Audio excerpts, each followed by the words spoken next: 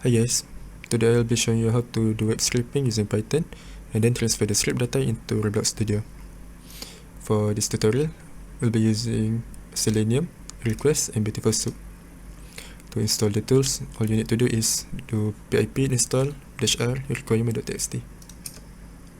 So first create a Python file, you can call it anything you want, then import the libraries that we want to use. The libraries that we'll be using. For the first part of this tutorial, I will only be using BeautifulSoup to scrape the data because the website that I want to scrape the data from is only a static HTML. So BeautifulSoup is sufficient. But later in this video, I can show you how to scrape the data using Selenium also, if you want to scrape the data from a JavaScript website.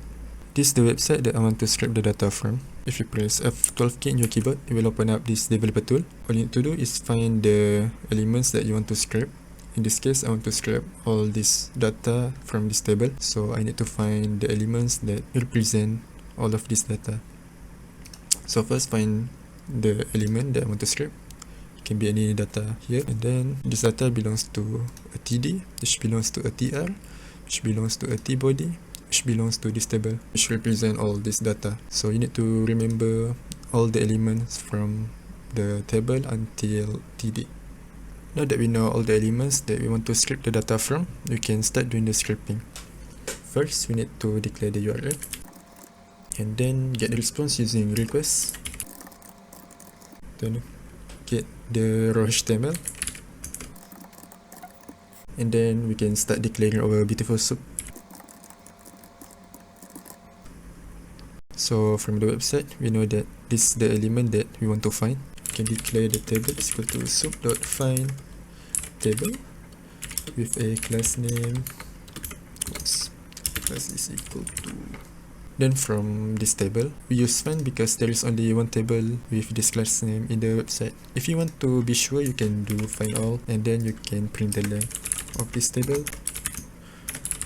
If it is one, then there is only one table with class name. Oh, my bad. So find all table. Okay. If it is one, then there is only one table with this class name in the website. Okay, now tbody is equals to table.find tbody. Sorry, this is fine. And then we know that tr has many values in tbody. So tbody tr.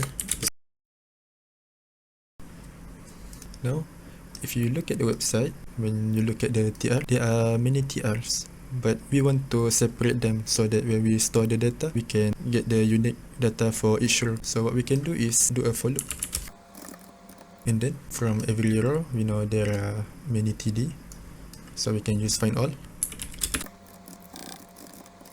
Then from each TD, we only want the text, we don't want anything else. And the find all will return main element also, so we need to do another loop, but I can make it simple using list comprehension. We want the text only.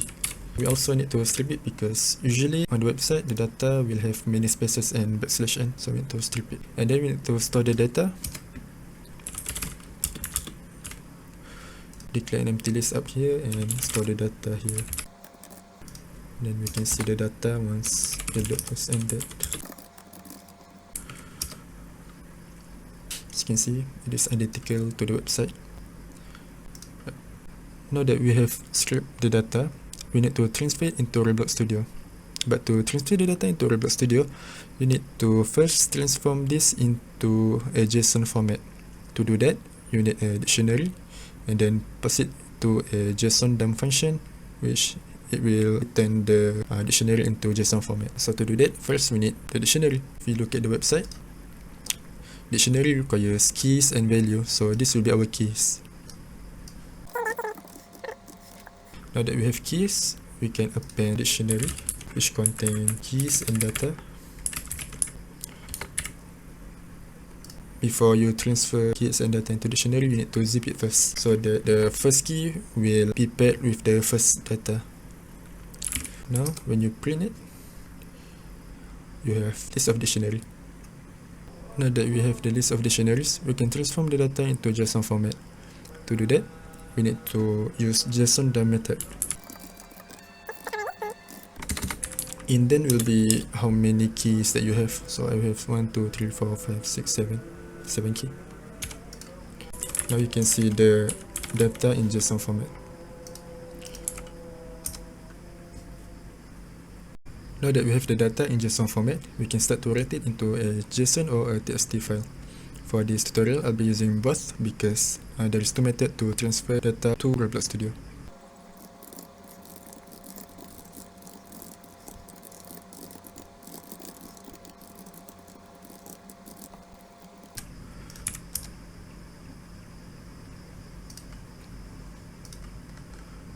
Before you transfer the data into Roblox Studio, if your website has multiple pages, for example, like mine has total of 58 page, it ends with index 57 and start with index 0. As you can see, all you need to do is put question mark page equal to the page number. So we can copy this, add it to our URL and put everything in a for loop. Put everything except for else. And then also put this out because this is the initialized data. The page will be page number. So if you run it,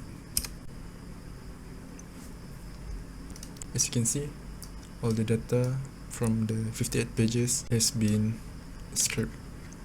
If you are wondering how to use Selenium for web scraping, for the most part, it's the same as BeautifulSoup because I will be using BeautifulSoup also in this web scrape, but the initial part is different. If you want to scrape data from JavaScript website, you cannot use only BeautifulSoup because BeautifulSoup cannot read the data, so you need to use Selenium. First, you need to declare the option and then declare the driver and wait 5 seconds for the data to load. Then this is the same, and instead of using request.get, we use driver.get and wait 5 seconds every time you load a new page because you want to allow the data to load. Okay. HTML source equal to driver.page source and everything is the same. For the first method to import the data to Roblox Studio, you will need to have a website to store the data.json specifically. It doesn't have to be GitHub, but I'll be using GitHub in this tutorial. I'll put a link in the video description on how to transfer a folder into GitHub. So from data.json, what you need is you click on the arrow and you need this link. In your Roblox Studio, you need to create a script. You can put it under workspace, but I prefer to put all my script under JavaScript service. Okay.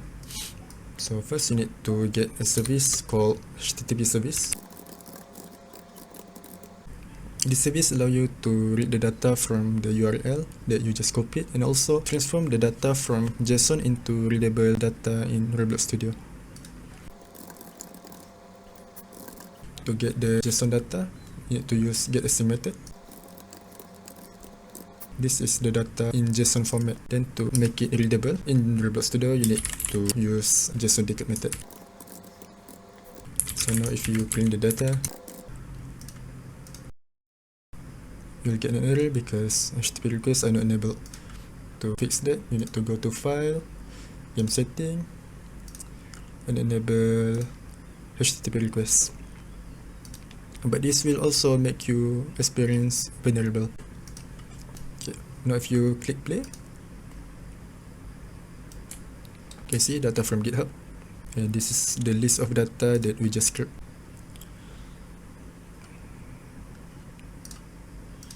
So this is for the first method. So for the second method, you need to insert the data.txt into Roblox Studio. To do that, right click, insert and insert from file, and then choose the script files. This is why you need data.txt instead of .json because Roblox Studio cannot read the .json format.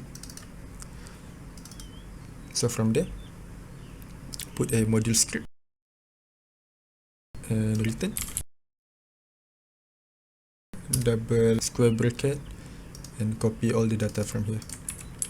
Copy and paste it here. You can delete the script, and then now instead of URL, you can just get the data. Okay, you don't need the row because the JSON is already in the raw JSON format. You only need to pass the JSON. This is actually my preferred way because first you don't need to enable the HTTP request, which will not make your game vulnerable, and also it is a bit simpler. As you can see, we get the same data. I can show you some demonstration on how you can use the data inside of Roblox Studio. So for my level up system, I didn't create any formula, but instead I found a website that contains all the information for leveling up. From there, I scrape the data and transform it into JSON format, and then I decode the JSON and return it to data table. Now this is the data that is readable in Roblox Studio. So from there, I can select the points needed from the JSON table, and then I can use the data inside of my level up system. So as you can see, this is just a standard level up system. When the SP value reaches a certain amount, the level will increase by 1. So we can test it out. If I want to be level 354, I can copy the value and change the SP value of a player.